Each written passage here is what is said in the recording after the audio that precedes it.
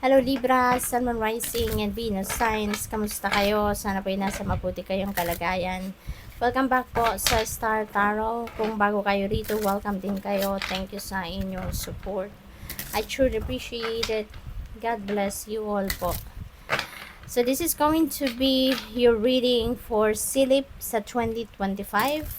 Titignan po natin dito yung major energy ninyo for each month, no, for the entire year ng 2025. So one card for each month po.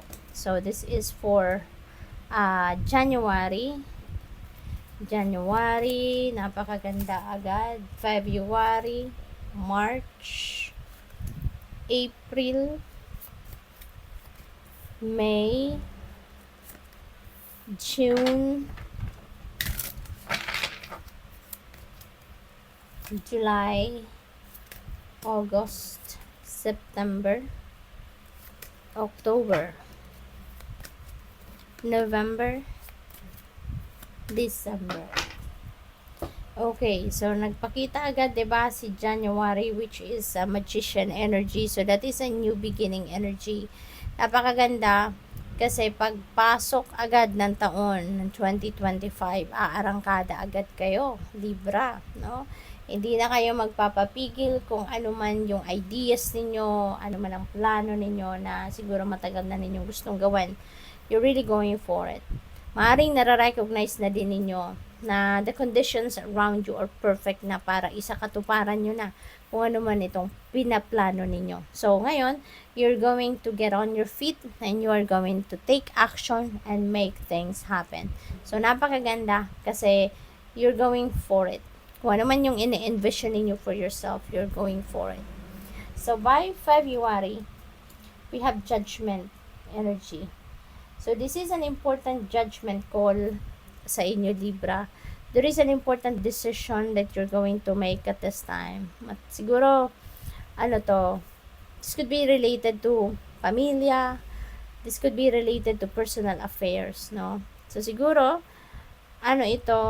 pabalik-balik na lang ito na sitwasyon.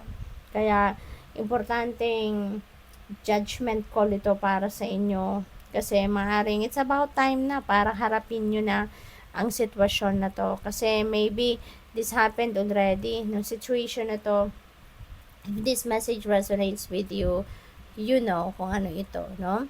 Maaaring yung problemang ito, pabalik-balik na lang ito for so long. Maaaring every year nangyayari ito, or maybe nung 5 years ago nangyari na to. Tapos you just let it go, you just let it pass.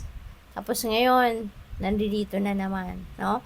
Hanggat hindi ninyo ito hinaharap ng squarely, hindi ninyo na-address ng tama or hindi ninyo nagigets yung lesson na dapat ninyong matutunan from this situation, pabalik-balik yan. Kasi parang napipick up ko dito, there is a karmic debt dito. Hanggat hindi ninyo natututunan, ang dapat ninyong matutunan from this, it will continue to come back. Bibisitahin at bibisitahin kayo ng ganitong sitwasyon. Kaya, kailangan na ninyo itong tignan sa ngayon. Kailangan na ninyong harapin, no? For March, we have 5 of Swords. So, siguro, meron kayo ditong major away or major na hindi pagkakaintindihan, pero feeling ko rito nagkaroon kayo ng saywar with someone. Maaaring magkaroon kayo ng pag-uusap, pero hindi kayo nagkaintindihan. You walk away from each other, and siguro for quite some time hindi kayo nag-usap, no? Yung parang wala, saywar na kayo. At since this is 5 of Swords, so this is 5, and 5 resonates with change, so this will change, no? Your situation will change. So siguro kailangan lang ninyo dito ng time apart, kailangan lang ninyo dito ng space, no? At para magmuni-muni, mapag-isipan, makapag-isip-isip, no?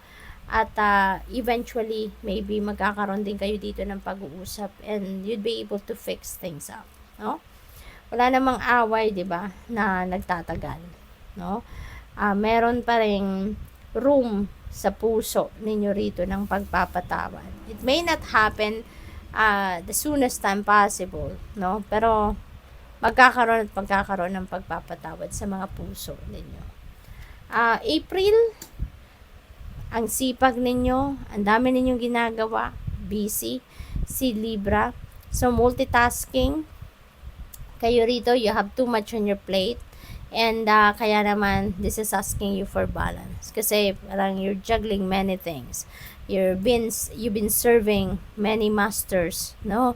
At a time, siguro dito. Kaya yun na lang, parang meron pa kayong ginagawa. Tapos, at the back of your head, nako, dapat matapos ko agad to kasi meron pa akong gagawin. 'Di ba? Or maybe, you're attending to too many things all at the same time. 'Di ba? Maaring palipat-lipat ka ng computer, 'di ba? Habang may sinusulat ka, 'di ba? Baka meron kang pinapakinggan, 'di ba? Yung mga ganun ba. So, kailangan ninyo ng balanse. No, this is calling for you to balance. Kailangan ninyo siguro dito ng time management so that you can manage your trabaho efficiently para hindi rin kayo ma-stress, hindi rin kayo maaligaga, 'di ba? So, kailangan din nating alagaan dito yung ating sarili, yung ating well-being, yung ating health, okay? Para kahit marami kayong gagawin at that time, when you are on top of your health, makakasiguro kayo na magagawa ninyong lahat efficiently. Okay? So, pagdating ng May, we have 3 of Pentacles. Ayan. So, pagdating ng May, maaaring marami pa rin kayong ginagawa, pero meron na siguro ditong tutulong sa'yo. Someone may come at baka mag-offer sa inyo ng tulong, gustong makipag-partner sa'yo, gustong maging assistant mo, yung gano'n, no? So, this is good kasi 'di ba, 2 heads are better than 1. Kaya maaring mas maraming kamay, mas maraming ulo, mas maraming input, 'di ba? Mas mabilis matatapos ang trabaho. 'Di ba? So, maaring gano'n, baka mayroong mga collaborations or partnerships dito na magaganap, no, pagpasok ng May. So, which is good. At hindi na kayo masyadong may stress, no, na mag-isa lang kayo. Page of Cups, panahon, no, this is June, this is panahon for, invitations, baka merong mga kasalan, may imbitahan kayo, may mga social gathering, social events, mga kaibigan ninyo siguro, katrabaho or kapamilya, at maaaring kayo ay maimbitahan dyan, no? At maaari din na meron ditong offer ng trabaho sa inyo na paparating, or baka merong invitation din kayo na matanggap dito for job interview, no, for some of you. Pagpasok ng July, we have King of Pentacles, napakaganda, diba? This is wealth, this is abundance, prosperity, this is financial gain, no? This is abundance and prosperity, diba? Si King of Pentacles also, Libra, is a very successful, no? Very successful na siya. Nasa tugatog na siya ng tagumpay pagdating sa kanyang money, career, and finances. So, maaaring ganon kayo. Maybe you're going to embody the energy of King of Pentacles. At that time, baka magiging yayamanin na kayo. Baka ito rin yung period sa buhay ninyo na makakapag-establish na rin kayo sa inyong trabaho, sa inyong career, sa inyong negosyo, 'di ba? At maaaring makapag-establish na kayo dyan ng sarili ninyong financial empire, 'di ba? So, who knows? Kaya, keep working, keep persevering, pasasaan ba din, no? At mararating mo din yung kinalalagyan ni King of Pentacles. Maaari din ang iba sa inyo is going to become a dad. Maaari magiging tatay na kayo. Or baka ang iba sa inyo baka ma-promote, no, into a leadership role.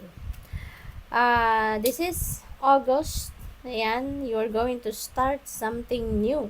Ayan, so siguro talaga, no, yung nabanggit ko kaninang baka may promotion, baka magsisimula kayo, may offer kayo in July, but pagsisimulan kayo ng trabaho ninyo, mag-a-assume kayo sa bagong role ninyo in August. Maaaring pagsisimulain agad kayo rito. Or baka yung pagiging tatay ninyo, 'di ba? Maybe talagang in August ay talagang ayan na, magiging tatay na kayo, 'di ba? Baka magbubuntis na yung person ninyo or baka lalabas na si baby, 'di ba? Sa mundo, maaring ganon.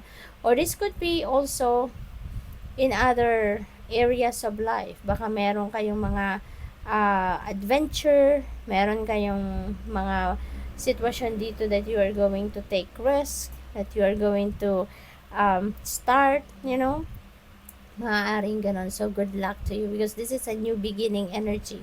You're going to embrace something new, no? Rito. Bagong experience. So, we have 4 of Swords. Pagod kayo, Libra. Pagod kayo. Kailangan ninyo na magpahinga. Kailangan ninyo dito na mag-rest, mag-relax, no? At kailangan ninyo rito na magnilay-nilay, magmuni-muni, no? Sa dami nang nangyari, 'di ba? Marami mga exciting na ganap sa buhay ninyo in the past few months dito, kaya maaaring kailangan ninyo ngayon na mag-replenish. Baka kailangan ninyo ngayon na mag-recharge, taking a time out. Kasi maaaring sa lahat ng mga buwan na yan, talagang wala kayong pahinga, tuloy-tuloy. Tapos dito in April, 'di ba? Sobrang dami siguro nang gagawin ninyo 'yan. Kaya kailangan ninyo na at some point before the end of the year ay makapagpahinga naman kayo, no? October, we have 5 of Cups. Ayan, there is sadness. Merong panghihinayang dito. Maaaring meron kayong missed opportunity. Siguro sinasabi ninyo dito, what if, 'di ba? Ganito ang ginawa ko. What if ganon ang nangyari, yung mga ganon. So, but yung message ng 5 of Cups, no? Not everything is lost. Maaaring may hindi nangyari, may hindi dumating, may nawala sa inyo or whatever reason, hindi lahat, no? Hindi lahat nawala sa iyo. Meron pa rin natitira sa inyo. You are still blessed. Kaya lang siguro nabalot na kayo ng negative energy rito. Kaya masyado na kayong nalungkot. Nag-focus na lang kayo dito doon sa kung ano ang nawala sa inyo or hindi nangyari or hindi dumating. Pero hindi na ninyo napapansin kung ano ang meron kayo right at this moment. No? Kaya yun ang imbitasyon sa inyo ng 5 of Cups rito. You may have lost something, you may have missed something, pero meron pang natitira sa inyo, and focus on that rather than focusing on whatever is lacking sa buhay ninyo, whatever you have lost or kung ano man ang hindi nangyari. Kasi otherwise, kung yan ay para sa iyo unang-una, ay dapat yan ay nandiyan kasama mo. Dapat yan ay nasa kamay mo. Dapat yan nasa puder mo. Diba? Pero the fact na wala, ibig sabihin, that is not meant for you. It may not be meant for you right at that moment, or it may not be right for you talaga, totally, para sa entire life mo. Baka hindi yan talaga para sa iyo. 'Di ba? There is always a reason for everything. 'Di ba, Libra? Kaya, kung ano yung meron ka, sinasabi ni 5 of Cups na doon ka mag-focus kasi ibig sabihin yan ang para sa iyo at this time. So, yung mga pinanghinayangan mo, maaaring hindi yan totally talaga para sa'yo. Or maybe hindi lang yan para sa'yo sa ngayon. Kasi maaaring off timing lang, di ba?